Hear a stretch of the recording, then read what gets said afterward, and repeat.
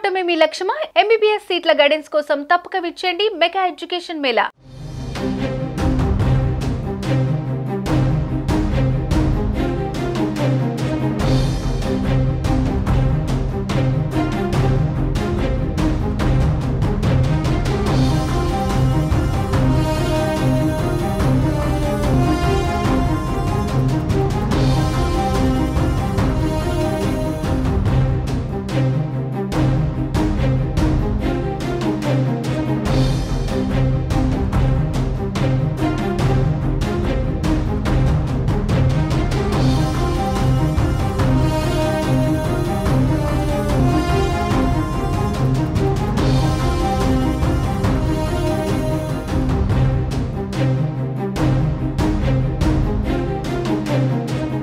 మహిళలపై BRS working president KTR చేసిన వ్యాఖ్యలపై రాష్ట్ర మహిళా కమిషన్ రియాక్ట్ అయింది.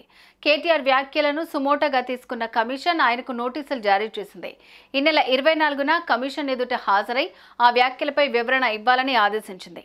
మరోవైపు కేటీఆర్ చేసిన వ్యాఖ్యలపై మహిళా సంఘాలు, వివిధ పార్టీల మహిళా నేతలు మండిపడుతున్నారు. ఈ క్రమంలో కమిషన్ నోటీసులపై కేటీఆర్ స్పందించారు.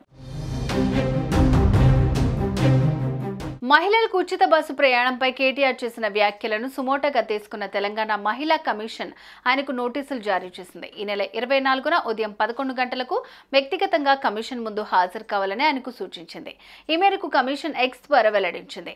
అయితే మహిళా కమిషన్ నోటీసులపై మాజీ మంత్రి కేటీఆర్ రియాక్ట్ అయ్యారు. ఈ నెల 24న తెలంగాణ మహిళా కమిషన్ ఎదుట విచారణకు హాజరవుతానని తెలిపారు. కాంగ్రెస్ ప్రభుత్వం ఏర్పడిన 8 నెలల్లో రాష్ట్రంలో మహిళలపై జరిగిన అన్ని ఘటనల వివరాలు కమిషన్ కు తెలియజేస్తానని చెప్పారు. బహిరంగ క్షమాపణ చెప్పిన తర్వాత కూడా నోటీసులు ఇచ్చారంటున్నారు. తాను చట్టాన్ని గౌరవించే వ్యక్తినని, మహిళా ఎమ్మెల్యేలను సీఎం, కాంగ్రెస్ నేతలు అన్న మాటలను కూడా మహిళా కమిషన్ దృష్టికి తీసుకువెళ్లనున్నట్లు కేటీఆర్ చెప్పారు. ఇదిలా ఉంటే ఆర్టీసీ బస్సుల్లో మహిళల ఉచిత ప్రయాణంపై కేటీఆర్ చేసిన వ్యాఖ్యలు రాష్ట్ర రాజకీయాల్లో దుమారం రేపాయి. రాజకీయాలకు అతీతంగా అన్ని పార్టీ మహిళా నాయకురాళ్లు ఆయన వ్యాఖ్యలను ఖండించారు. బహిరంగంగా తెలంగాణ మహిళా సమాజానికి క్షమాపణ చెప్పాలని డిమాండ్ చేశారు. మరోవైపు ఆర్టీసీ బస్సులెక్కి బ్రేక్ డాన్స్లు, రికార్డింగ్ డాన్స్లు చేసుకోండంటూ మహిళలపై చేసిన వ్యాఖ్యల విషయంలో కేటీఆర్ విచారం వ్యక్తం చేశారు. ఆ మాటలు తాను యథాలాపంగా అన్నానని, అందులో దురుద్దేశమేమీ లేదని చెప్పారు.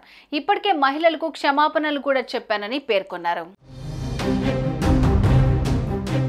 సుమన్ టీవీలో మీ పర్సనల్ అండ్ బిజినెస్ ప్రమోషన్స్ కోసం కింది నెంబర్కి కాంటాక్ట్ చేయండి.